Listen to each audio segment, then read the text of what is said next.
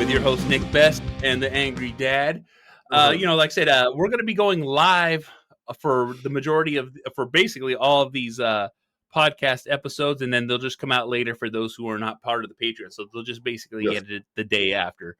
And for those who are tuned in, just by being part of the Patreon, you can actually communicate it with us through the comments in the video. For those, those who get that link first, comment, ask us questions, and guess what? Nick will answer them. We'll go through them. We'll discuss them. We'll even cover topics and stuff like that.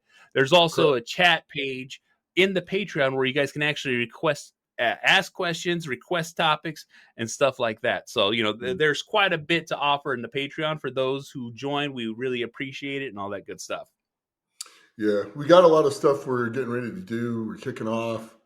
The Patreon's got a page where you can get some things like t-shirts and autographed pictures, stuff like that, stickers, all that stuff will be coming. And then we also, at some point down the line, we'll be offering some programming as well as individual programming, but that will, like me programming individually for people, will be a case-by-case basis. And it will be very sports specific for that person. Exactly. So there won't be very many of those. We're probably only going to open 5 to start with. So the first 5 will get in, and after that, we'll just have a waiting list. But exactly, and on that waiting list too, it'll always be first come, first serve, and for those who can take. You know what I'm saying? So. Yeah, and eventually we'll increase that probably to 10, and then we'll see how that goes on how my time goes, because I don't want to overcommit to people. I want to give people, I want to teach them. I don't just want to program you and stuff like that. I want to teach you that way. I want to teach you not to need me. That's what I want to teach you. I want to teach you a lot of the stuff I know, my philosophies on things, how I do things, and why I do things to a certain degree. And why it's been effective for me over all these years, and why I've been able to last as long as I have in two different strength sports, and like high school, junior midget, high school, and college football. So I made it all the way through all that as well, on top of the powerlifting and on top of the strongman. So. And that's exactly it. Like that, you have a wealth of knowledge that people can literally learn from. You know what I'm saying? This is something that literally needs to be put into a book. You know what I'm saying? If your philosophies, your teachings, you know what I'm saying? How long for the reasons you've lasted this long, and the techniques and the lessons and just the skill that you've honed over the years, because that's what a lot of people want to know. Like, not very many people have a long career like you have had, even though you started late in the game. You know what I'm saying? Technically, I started late in the game. Yeah. Technically, I started powerlifting and competing in powerlifting in 1985. Yep. So and then I started playing football. Geez, probably 1980 maybe. Here we go. Back that far. So maybe even probably 1980ish, maybe 79. So back then. So it's been doing it a while, and you learn a lot of things in those years on how to heal and how to keep your body together. And I learned a lot of stuff from heavy duty. I learned a lot of stuff later, conjugate stuff from like some of the West 5 philosophies. But the philosophies not necessarily, there's some of the exercises, not all the exercises, but some of the philosophies work very well. They're just, in my opinion, and you can take it how you want, they're too much. You got to spread it out a little bit.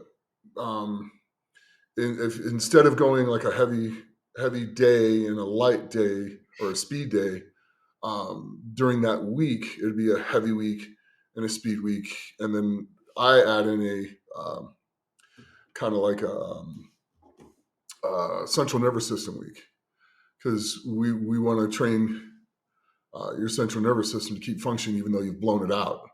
So we'll do stuff like straight in where you you go into something crazy, like maybe like when I was at my best, 1,100 pound block pulls for a set of 10, and then go through the whole rest of your workout after completely blowing out your central nervous system. You learn how to function that way and still get the most out of it. So those are kind of differences between that and the West Side stuff that I do. But I didn't know about the West Side stuff till much later, and then realized I was doing a lot of it. Well, Just and changing. that's the thing. James had talked to you about it. So Yeah. he was saying that Nick's been doing conjugate without knowing what conjugate was, for and like I said, for decades. for decades. You know what I'm saying? But it lets you know that, like, great minds think alike, but Yeah, also yeah, too, great minds pave their own path, and that's exactly what you did with the style of training you do. Because like I said, I'm yeah. always with you for a lot of the stuff that you're doing and Mhm. watching, and it's just like, like it even influenced a lot of the way that I train now, even for myself, because like I do things a Good. specific way now. Because now, guess what? Hey, if it's doing things for you, it'll do things for me, and that's one of those Sure. things that when you could pass the knowledge on. Because like even at this point in your career, that's the one thing that people should be doing. You know what I'm saying? It's Mhm. like for those who are willing to listen. Yeah, You know what I'm saying? That you can get valuable information. You know what I'm saying? yeah, yeah, for sure.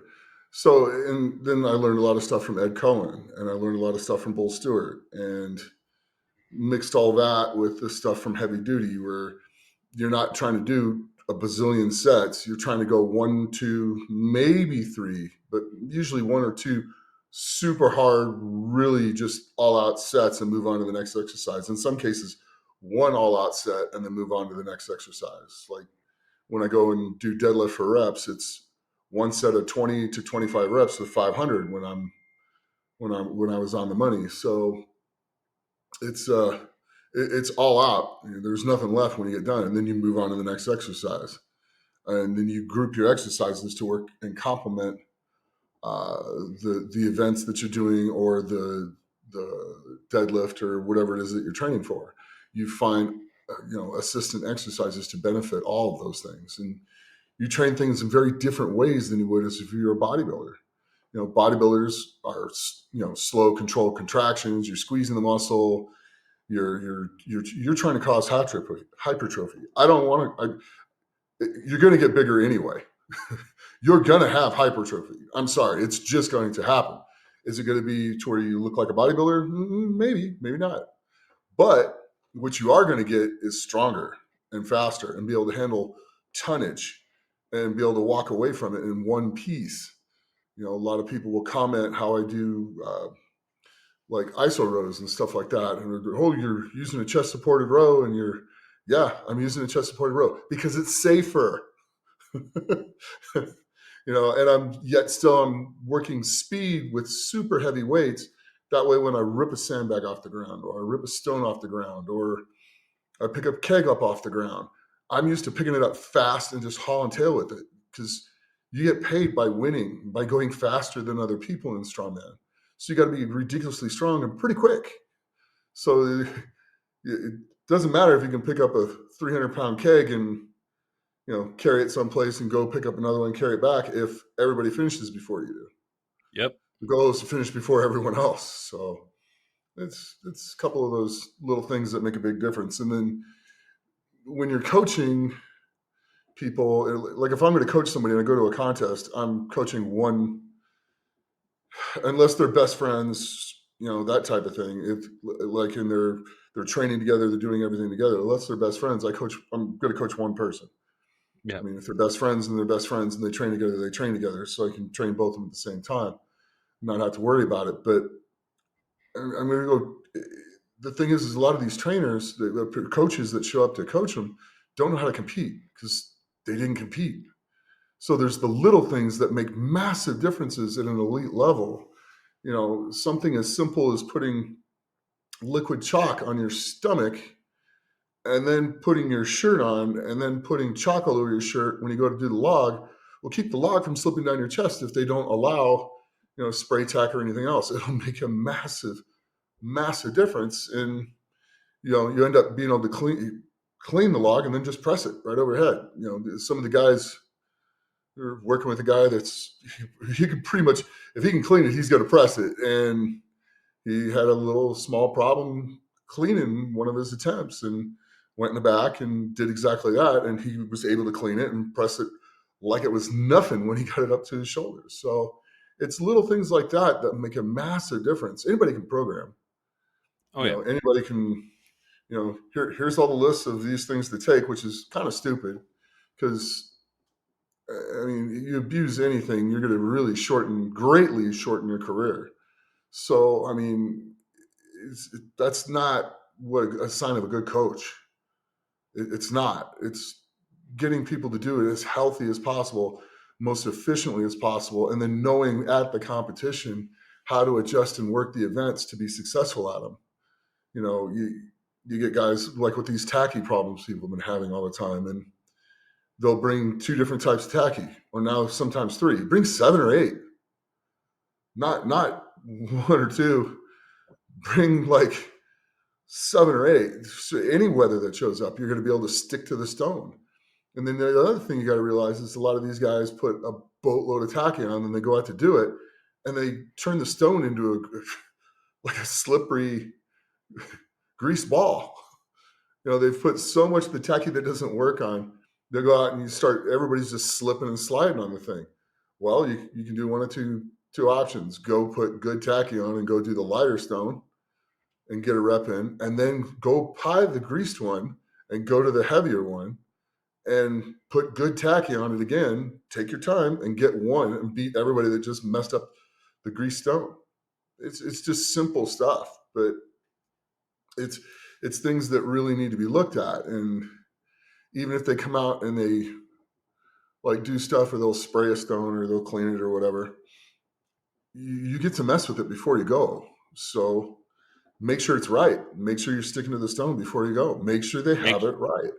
Yeah. Stop Make sure you retack it. Like, no, wait a minute. You just sprayed this and now this is slippery. You need to fix this before we start. Yep. You need to fix this. And take your time and just sit there and wait for him to fix it. Don't be rushed. Yeah, don't feel pressured.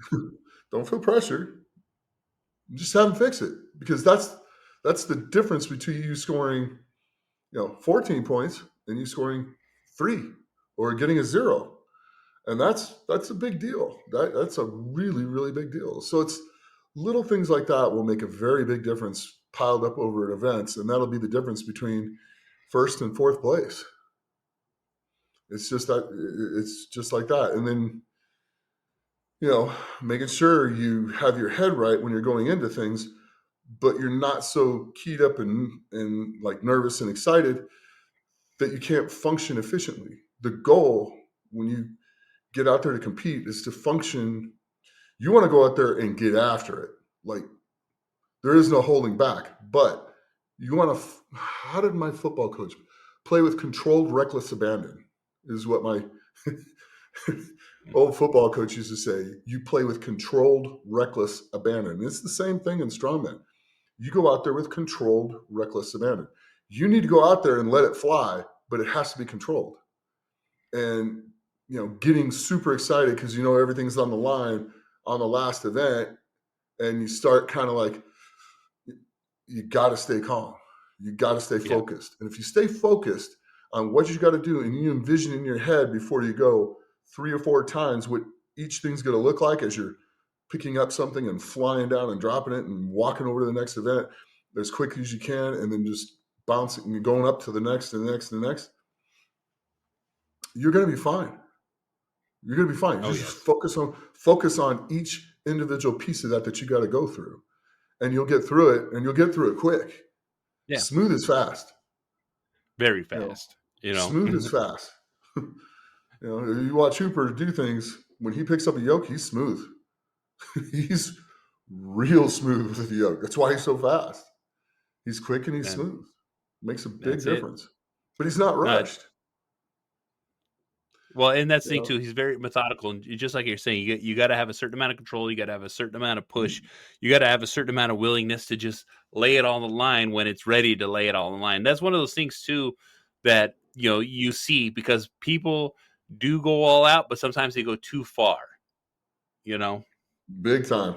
There's a lot of people that do that, like, and you don't want to go too far. What you want to do is go right up to the edge. You want to run the knife's edge, Yeah. and just err on the side of, um, just err on the side of not quite going over the edge. Err on the safe side, just a little bit.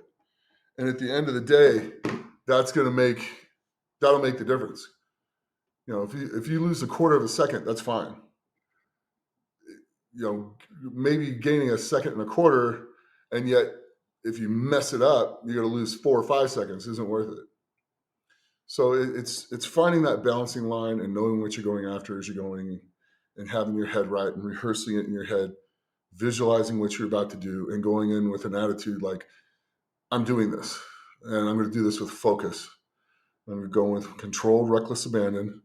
I'm not going to lose my mind. I'm going to focus like a laser beam instead of a shotgun. You'll see a lot of people come into things and they get so fired up and so excited and everything else. It's like a shotgun blast going off, and the energy goes everywhere.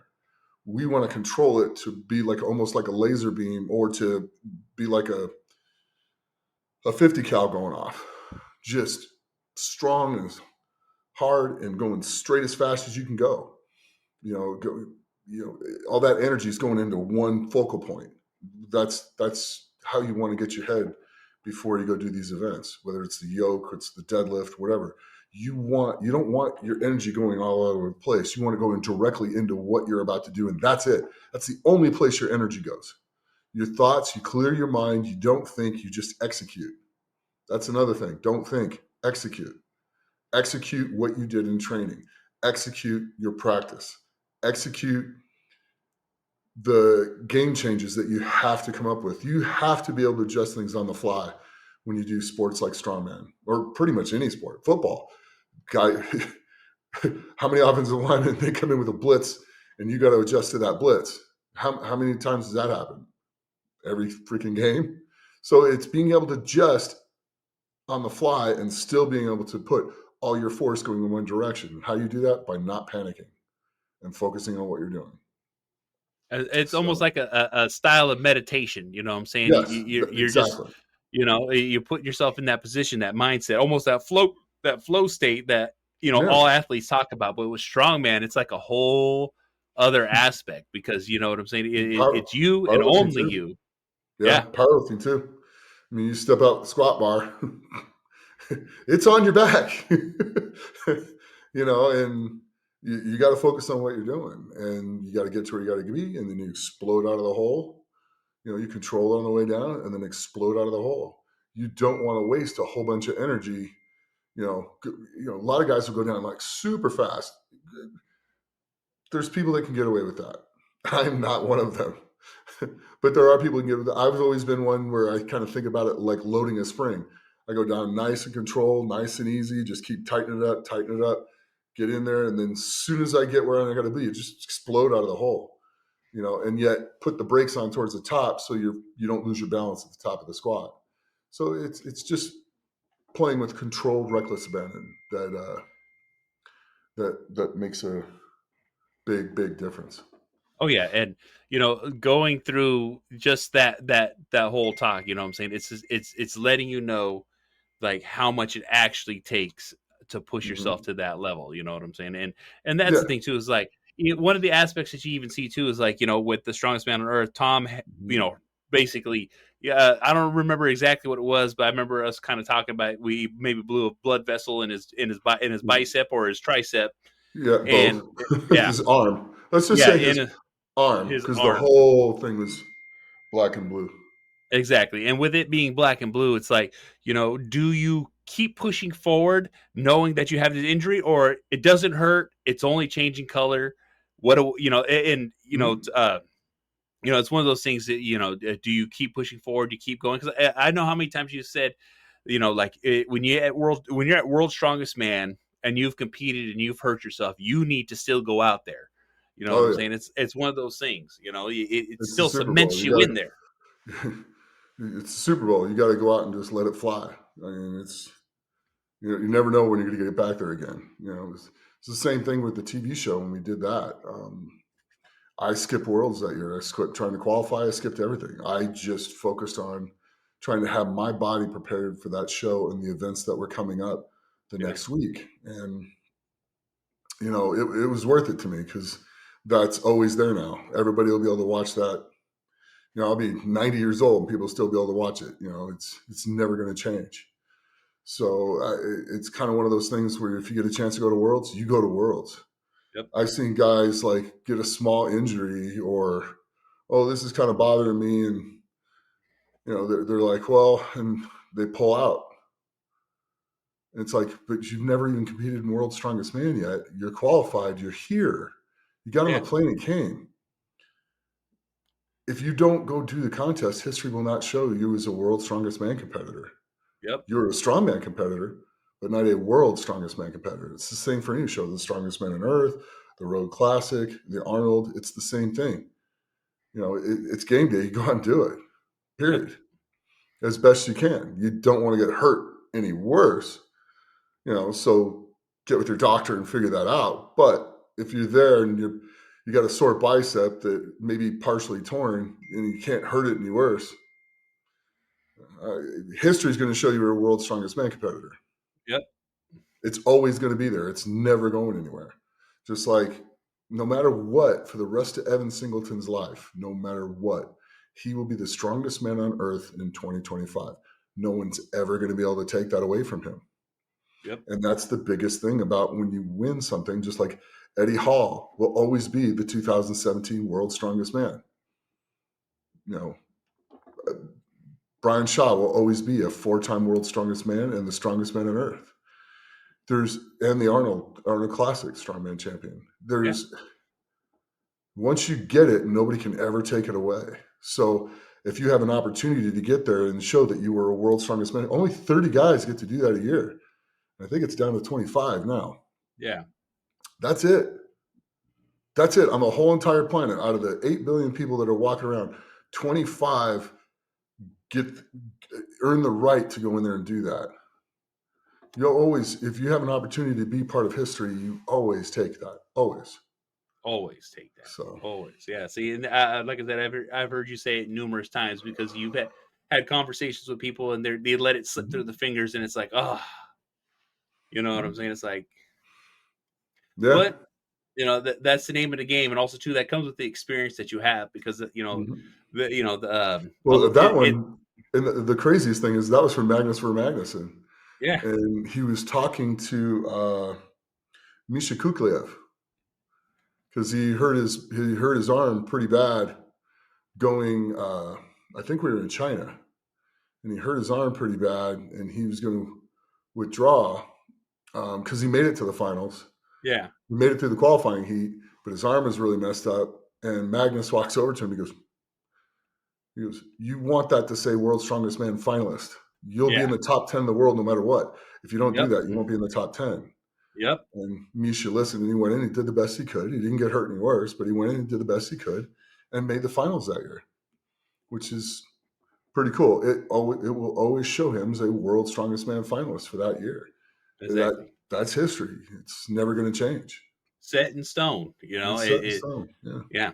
And like I said, that's a lot of knowledge that like I said, it's a new generation. It's it's a new batch of young kids that are coming. I say kids, you know what I'm saying? I'm older than them, and Nick's older than me. But listen, Sonny, can I buy your bench? I need to get a pump before my game of pickleball. For those who know, you'll watch that video. Yeah, that was pretty cool. Oh yeah, people are like, guys in his 30s. I'm like, no, dude, I'm not in my 30s. Oh yeah, yeah. I've been in my 30s in over 25 years, so so there's that. That's it. Yeah. But yeah, that was good times. You know what I'm saying? And that's one of those things too. Is like even right now, we're still being part of a lot of things going on. So that's always fun. Was it Richmond, Virginia in November? Yep. Is it November seminar? So that's something for everyone to keep an eye out for. I'm going to actually, I'm actually going to put that up in the Patreon too. I'm going to create like a calendar list of events that Nice. you'll be at. So at least, Yeah. people have updates and stuff like that about like, hey, Hmm. we'll be here with, this is where, you can be seen, autographs, pictures, all that good Yeah. stuff. Because, and then also too, you will in September, man, I was going through my calendar. Unfortunately, I'm going on vacation that week of Chad's show. Yeah. So I'm not going to be able to get. I was really looking forward to going too, because I was like hanging out with Chad, Trey, and all them, especially for that Yeah. Me strongman too. show. Yeah, that's gonna be pretty cool. But you will be there, and I think that's Hmm. the weekend of the 20th of September. Yep, it is. Hmm. Yeah. So. Yep. Um, So I'll be there. It's gonna be pretty cool. oh Sandusky yeah. and stuff like that. That's gonna be fun, and I'll be commentating. So I'll be the announcer. So I'll be sitting there reading out the guys' names and talking about them and encouraging them, letting you guys know kind of the pluses and negatives to this event. One of them is going to be a boat pull. Oh man, there That's you going to go. be freaking cool. That's gonna be That awesome. really is going to be cool. That's it. Let Chad So, know you need that list early. that's all right.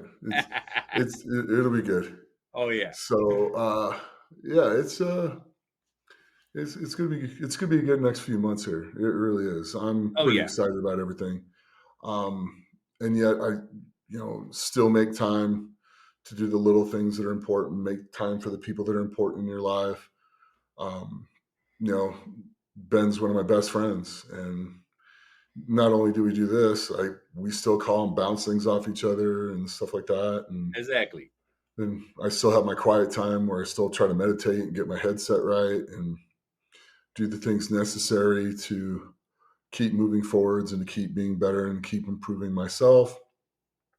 And that's things I want to inspire people to do all the way around. I just want people to be the best you can be. Don't be the best me, be the best you. Because being the best me is, I mean, there's only one me, there's only one you. Be the best you. And you're going to have something that you're better than me at. And that's great. Be the best you. That's the whole goal in life, is just be the best you can absolutely be. And take Exactly. care of your loved ones and take care of the people that are important to you.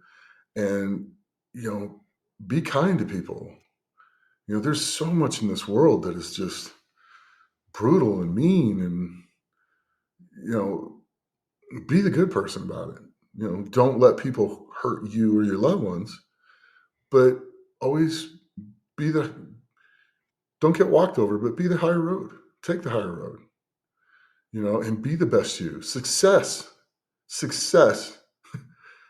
is the best form of revenge you can ever have on anybody, is Yep. to enjoy your life and live your life to the fullest. And that success will say all it needs to say. You don't have to do anything to get even with anyone or anything Yep. else. Just live your life and be successful. And that'll carry everything through everywhere that'll say far more than your words could ever say. And that's true. Your actions at the end of the day will always speak more than your words and things that you say. And that's so, be a person of action. Have good Exactly. actions. Follow You through know, with what you say. follow, You know what follow I'm through saying? with what you say and be a man of your word. But it's the actions that actually speak louder than the words do. Hmm. So, yeah. So we got that. Oh yeah. Oh yeah. Yeah. You know. And even with that too, it's like say you've had so many things going on in life right now. You're getting pulled Mhm. in every direction, and Yeah. yet you It's still wonderful. main. Yeah, and that's the thing too, is like you're still maintaining your nutrition, you're still maintaining your training, and like I said, it's a cornerstone of who you are. And Hmm. that's the thing too, is a lot of people don't understand what that cornerstone is in their life. You know what I'm saying? Something that they can Right. lean on themselves, that is Hmm. there for them. Everyone has different hobbies, everyone has different Yeah. actions. But you know what I'm saying? It's like just understanding just the core foundation of believing in yourself and doing what you want with your life. Hmm. Yeah. And if you want more from your life, it's not someone else's fault that you're not doing something. It's yours. If your life is bad, change it. It's not going to be something that's instant and overnight. It's not just going to happen like that. It can, but those people are the one in like 200 million. It's very rare. But the slow, methodical changes that lead you to a better place over time, those anyone can do. And those are going to be the ones that last and get you to where you need to be. So if your life's not going well, sit down and think of how you can make it better. If you don't have a good job and you're living in a bad place, okay, cool. What are you willing to sacrifice to do better? Are you willing to sacrifice free time so that you can go to a job, work enough to keep a roof over your head, and then go study at like a trade? Go learn how to weld. You don't have, anybody can weld. Men, women, anyone can weld. It's a very needed skill right now. Go learn how to weld. Yeah. Go learn how to be a plumber. The trades now, you can go, be an apprentice. There's things that you can do, and it's going to require some sacrifice. Me getting big and strong didn't happen overnight. I didn't even get like a lot of acclaim or anything else for it until I was about 35 years into it. Let that sink in. I mean, I'd already done a whole bunch of things. I'd already done World's Strongest Man. I'd already, like several times at that point, I'd already won Masters World's Strongest Man, World Powerlifting Champion. But all the things finally started paying off at like 35 years in. But it was what I loved to do. And it was good habits and good things. And you know what? Now I get to do what I love every single day. You can do that too. Anyone else can do that. Anybody can do that. And exactly. Find something you like to do. So find something you love to do and try to figure out a way to make a living at it. And if you're in a bad situation, figure out a good way out of it. What are you willing to sacrifice? Because the easy road is doing something, the easy road in the end really isn't going to be that rewarding, to be quite honest with you. It's not. I mean, you get people out there that they'll find quick get rich quick schemes and stuff like that somebody messes somebody over, then there's all the bad karma from that. There's all kinds of things. But if you go and work one job and then go learn another one that's going to pay you a lot more money when you get out of it, you spend 5 years of your life doing that, just 5. The whole entire rest of your life, the other 60 years of your life will be 1,000 times better. And that at the end of the day is what matters. You can better take care of your loved ones. You can better take care of your wife, your kids, just everybody. And take better care of yourself. And then you'll have a much better self-image of yourself. And you'll have earned it. Nobody gave it to you. You went out and got it. And there's nothing to stop anybody from doing these things. Nothing. Like literally nothing. Yep. It's just the sacrifice of doing one job and then spending a little bit of your time doing that. So maybe you don't go out with your friends that much for 5 years. If they're still your friends, they're still going to be your friends. Yep. Even after that, because that's what friends are. If you have to see them all the time or they won't talk to you, that's not a friend. That's an acquaintance. Yep. That is reliant on you for how they feel. Friends, you cannot. A friend, I got friends. There's a guy named Kenny Adjo. I don't talk to him nearly as much as I should. And Anthony Bach. These guys I've known 30, 40 years. And I can call them on the phone at any given time. And it's like I just talked to them yesterday. The same feeling, the same everything when I talk. Those guys are friends. If I need them, they call, they'll be there. Same. If they need me, all they have to do is call. Yep. I'll drop what I'm doing, go help them. Ben can call me and say, hey, I need this. I'm going to be there in 2 seconds. Exactly. Same here. Right. But if I need to go do something to be successful at something and I'm too busy to talk to them for a while, they don't get upset. They don't turn their back on me because all of a sudden I'm busy trying to better myself and it's not the direction they're going in. They don't do that. Yep. That's what a friend is. That's the truth. It's good stuff. It And is good stuff. sacrificing your time to better yourself from a bad situation and will make all the difference in your life. And if you're a single parent, you're going through that. I mean, I was a single parent with my son Dylan for 6 years, and I started working in the beer business. I went from merchandiser to salesman to company trainer to supervisor within a very short time, like 3 years. And then I was a supervisor for one company for 10 years and at the other one for 4. So it's, and I went out and worked my tail off, and I did that, and I sacrificed, and I still trained. I still got things like done I needed to. I still spent time with Dylan, but I Mhm. sacrificed hanging out with a lot of my friends and a lot of other people, and it paid off. So it's something that everyone can do. You just have to be determined enough to do it, and you have to want to do it bad enough. Yes.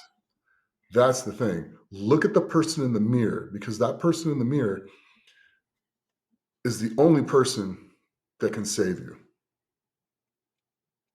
That person in the mirror can either be the cause of all your problems or the savior of all your problems. It's that simple. You don't have to rely on anyone else to do that.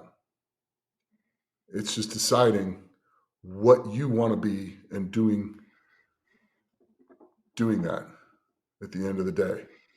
Because in this day and age, everybody has the ability to do anything. You just got to want to go do it. That's all. And if you start a little behind somebody else, who cares? Yep. Who cares where you start? You know, my first bench press was 95 pounds. My best bench press ever was 635. Didn't matter where I started, it mattered where I got to. My best bench press in a competition was 567. So it doesn't matter where you started, it matters where you go.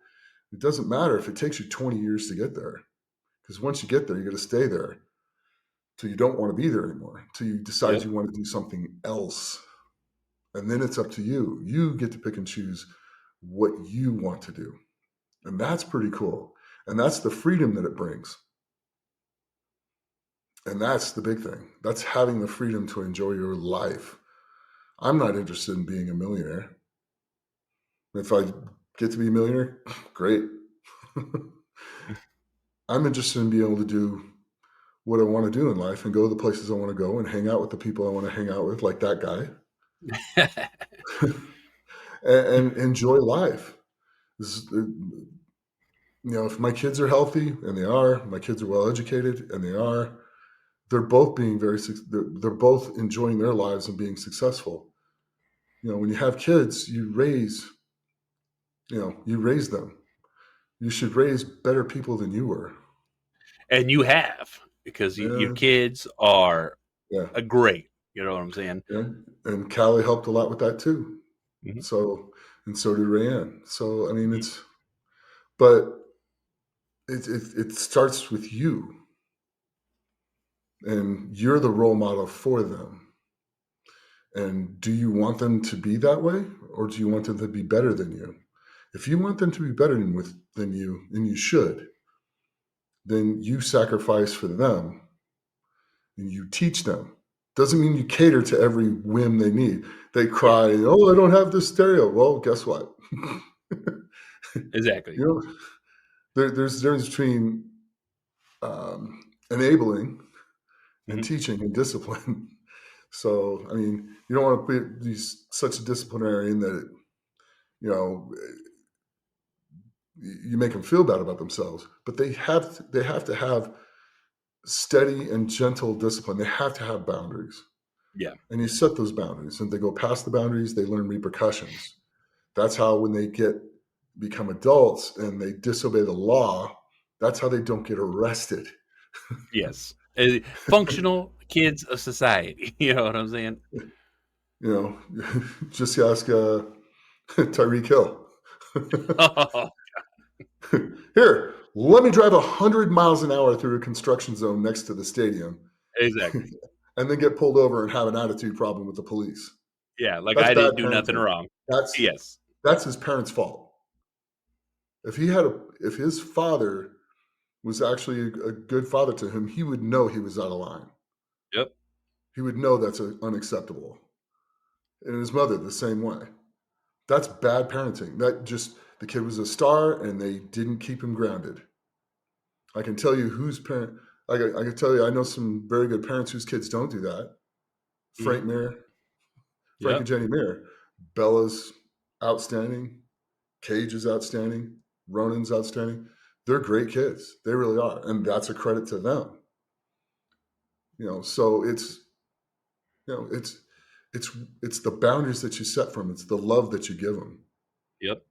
And as they grow up, they'll make the right decisions. They might make some mistakes, and that's the thing. You'd be like, okay, well, we did this that way. That didn't work, and this is why I tell you. So let's not do that anymore, okay? That's it. And then that's your mulligan. You But you teach know, and learn and love, and and they're not a burden. They're the no, best things you can ever do exactly. because You know, their success is your success. that's it. You Their know, love is your love. big time. Big time. So, I have 4 kids, and Nick's met all yeah, my kids. yep, And like my oldest good is dad. living his life, doing his thing, and it's he calls me at least twice a month just to check in on me. You know what I'm saying? Mhm. He's making sure that Yeah. I'm okay. And I'm like, no, he's doing good himself. You know what I'm saying? Yeah. Almost all my kids are in college, and they're all just living their lives, doing their thing. My youngest one's getting ready to start football this year, so his Mhm. first game's going to be this Friday. So I'm going to be out there Friday watching his first game, first for his JV team. So Nice. Friday Night and Lights. exactly, exactly. And it's going to be great too, because just like you said, is all like I knew how I was growing up, and now that all my kids have grown, it's like they are 10 times better people than I ever was, and that's just like how you said. That's exactly what you want. You know what I'm Yeah. saying? Yeah. That's And it. I know. I couldn't be more proud of mine. Dylan's off doing his thing. 24, he bought a house. He's engaged to be married. That's it. He's And doing for well. those who are in the Las Vegas area, Dylan, Yeah. did he start? Did he already get his real estate He's, business going? yeah, he has his real estate business. Yep. That's it. We need to Yep. have him send us or send me his information, and I'll put it in the show Mhm. notes for those who Okay. are living and wanting to buy in Vegas. Yes. Buy or sell in Vegas. Yeah. Exactly. And then Jess just started women's lacrosse at the D1. Division D1 at Austin P D1. in Clarksville, Tennessee. That's So it. she had her first week of practice and stuff like that, and classes and everything else. I talked to her today, and she's so excited. It was so cute. It really was. And she's just like, "I'm sorry, I haven't been calling you that much." I go, "Honey, Yeah. I played college football, honey. I Yeah. understand how busy Yeah. you are. I know what's going Yeah. on. Exactly. Just I'm going to call you. You call me, and we'll get a couple minutes here and there, and we'll talk. I understand how Is busy you are, plus all your is friends and all the things that you're doing. So I Yep. get it. It's okay. I know you love me, and we're not, we're Yeah. not going anywhere. So Exactly. you just reach Exactly. out and you just call me back when you can, Yeah. or I'll call you back when I can. That's it. So if I'm traveling or doing something, but I mean, could be more proud of them. Really couldn't. Oh yeah. Very well. Let's shift gears a little bit.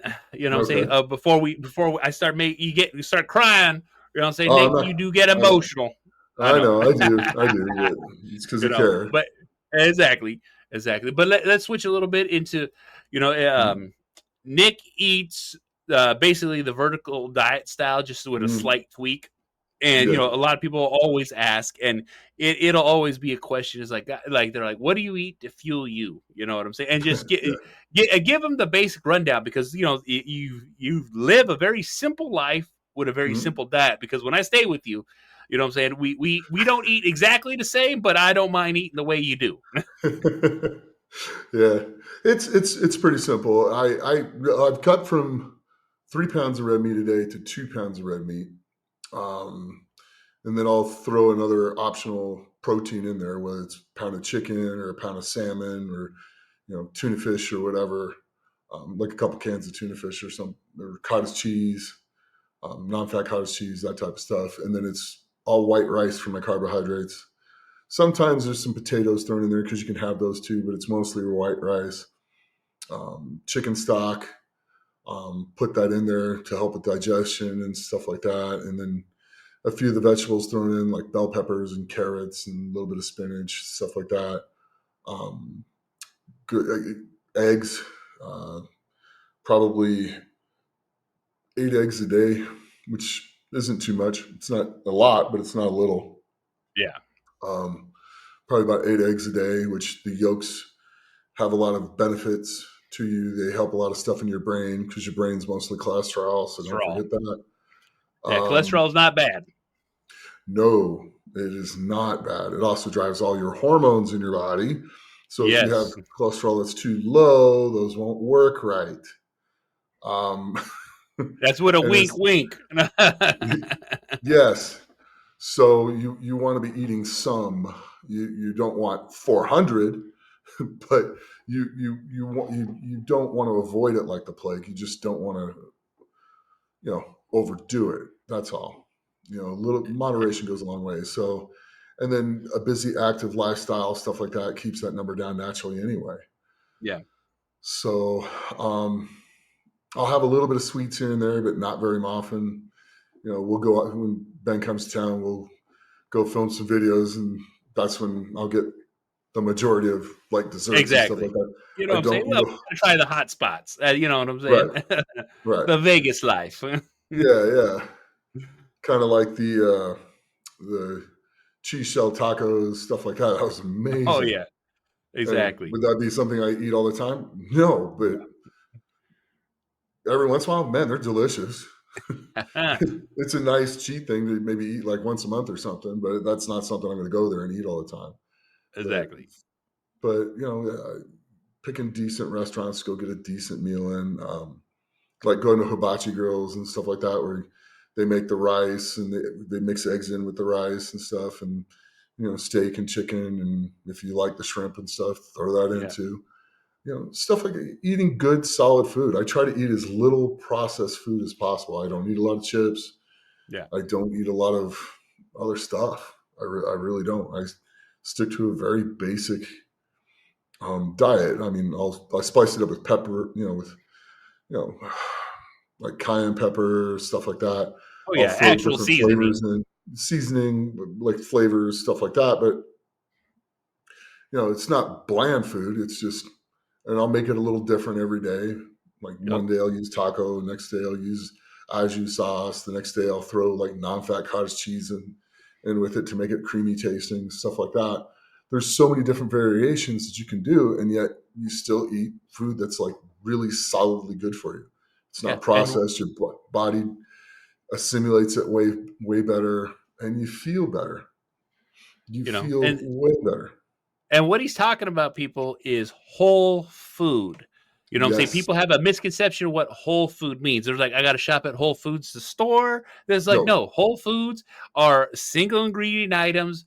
And with those single ingredient items, we're talking about beef, chicken, rice.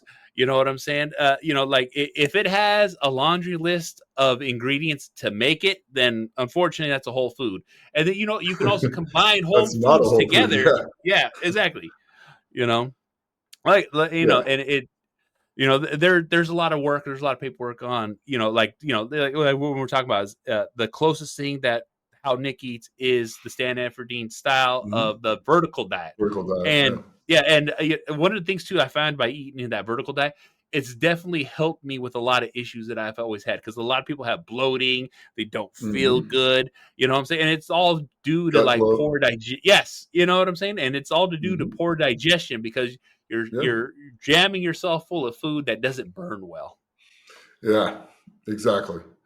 And I mean, there's things that you do to gain weight when you want to gain weight. There's things that you do to lose weight. Like losing weight it's pretty simple. Just eat a little bit less and keep doing all the things that you're doing now. You're gonna lose weight. It's not rocket science. Just cut down, like start by cutting down 100 calories a day, then 200 calories a day, then maybe 3. And by the time you get to 300 and 400 calories a day that you've cut down, you should be dropping significant amounts of weight. Exactly. And then you'll hit a plateau, and then you ride the plateau out. That's it. Don't And yeah. go ahead. Oh no, I was saying is like when we had left Strongest Man on Earth, I had told you that I was going to drop down myself because I'm on my weight loss journey. Due to health issues, I really need to come down in the weight, and I usually love to stay in the 300-pound range. And when I mean saying 300 plus, you know what I'm saying? I'm not the biggest guy, but I'm a pretty tall guy. But 6'5". yeah. And when I had talked to Nick when I had talked to Nick, I was down to 317 at World. So this is about almost 2 weeks now. I was down 317 when I saw you. Now, when I weighed myself yesterday, 311. So I was telling you, I was wanting to get down to about 10 more pounds. Yep. You know what I'm saying? So like it's slowly getting there, but just like how you said, it's bringing down the calories, continuing what you do. You know what I'm saying? And also too, it's like it doesn't have to happen overnight, even though we all want it to. Yeah, and then there's reasonable expectations when it comes to that as well. At first, you're going to lose weight pretty quick. It's going to come off pretty quick, and then you can like slam right into a wall. The thing is when you slam into that wall, 4 pounds a month is plenty. Because 12 months go by, that's 48 pounds. That's a lot. Yep. And if it took you a long time to get that big, losing weight at a slower rate is a good thing. Your body will adapt to it. Your skin adapts to it. Things adapt to it a little bit better, and it ends up being a lot less taxing on your body. Super fast weight loss over short periods of time cause a lot of problems too. Internally, it can cause heart problems. There's a lot of stuff it can do if you're pushing that hard and losing weight that fast, because it's going to be a traumatic experience for your body. But slow and methodical, 3 to 4 pounds a month, once you've had an initial good 30, 40 pound weight loss, even 2 pounds a month, you're going to be 24 pounds lighter. You do that 3 years in a row, you're going to be 72 pounds lighter. That's a whole different person right there. Yes. It's the slow and methodical stuff. It's building things over time. When we get in a rush and we try to build too fast or shrink too fast, there's always going to be consequences to pay. And there's always problems that come with that. So, but if you do it slowly and methodically, you have almost no problems. It's just nice and easy. And you pay attention to the things and you live discipline and you do those same things every day with the same enthusiasm as you did the first day you did it. And as long as you keep doing that, you're going to be successful. But when you go, we're doing this again, go in with a good attitude. Yeah. Every day, just get up and have a good attitude when you get after it. You don't have to be bouncing off the walls. Yay! Yeah. No. A good attitude is just you come in with a positive mindset and you're like, okay, here's what I'm doing. And just go about your stuff. It's just not being, down in the dumps and upset about it all the time. So that's all. You don't have to be like, yay! No. Yeah. The highs and lows, this is not good. Yeah, that is not good. This is much over time better. Is what's good. So just smooth is fast. There it is. Smooth out of control. And then you build a little bit at a time. It's the same with anything in strength gains. If you put 100 pounds on your total in powerlifting a year, 100 pounds on your total a year. So say you're totaling 900 pounds. If you put 100 pounds on your total a year for 10 years, that's 1,000 pounds. That's a lot. That gets you up to a 1,900 pound total. That's world class. That's world class. You do that 2 or 3 more years, you're elite world class, and you're probably world champion at that point. That's it. Yeah. That's it. And it's just slow and methodical over time, doing the same things and being disciplined about it, and being disciplined about your eating, being disciplined about what you put in your body, and how you spend your time and stuff like that. And sacrificing things doesn't mean it's not a good thing, because the sacrifice leads to, I've got to travel the whole entire planet because of this. That's not a sacrifice to me. Yeah. I still got to spend a lot of time with my kids. I still got to do a lot of things. That's not sacrificing. I just decided it was more important to be doing the things I need to do to get me to be able to travel the world and compete in strongman and do those things than it was to be out in a bar drinking or be out in a club, be in a VIP area. Yeah, and watching fools drop, $20,000, $30,000, $40,000 on bottle service and a VIP table. Yeah. When that's stuff you could put it into a house or just your life to make your life easier, your kids' lives easier, stuff like that, instead of looking like a big shot. You're going to be a big shot anyway. Yep. That's the thing. Don't worry about it. If you're doing what you're supposed to do, you won't have to worry about the impression that you give off. It will just be there and it'll get the attention it deserves. It just takes a little while. Then once you get it, you'll always have it. And that's kind of like, yeah. And that's kind of the thing about life. I mean, it's a good life, but always try to improve, always try to move forwards. You're going to have things that set you back. It's life. It is. Doesn't mean you stop. All it does is mean you recalibrate where you are, and then you find your new best you, and you can try continually every day, try to be better than that for the next day. That's it. It's just about being the best you at the end of the day. That's it. And with everyone listening, thank you guys for tuning in. I appreciate it. Nick, take us out of here. Well, as always, please like, share, and subscribe. Check out the Patreon, check out the stuff we got coming. And I appreciate you and love you and can't thank you enough for your support. And as always, train hard, train smart, and be the best you can be. And Ben, thank you for doing this. I love you to death, brother. I love you too, brother. That's why we do this, because we have a good time and we have a lot of fun. Mm-hmm. Oh, yeah. Yep. All right. We'll see you guys on the next one. Yeah. Where we'll talk about Raja.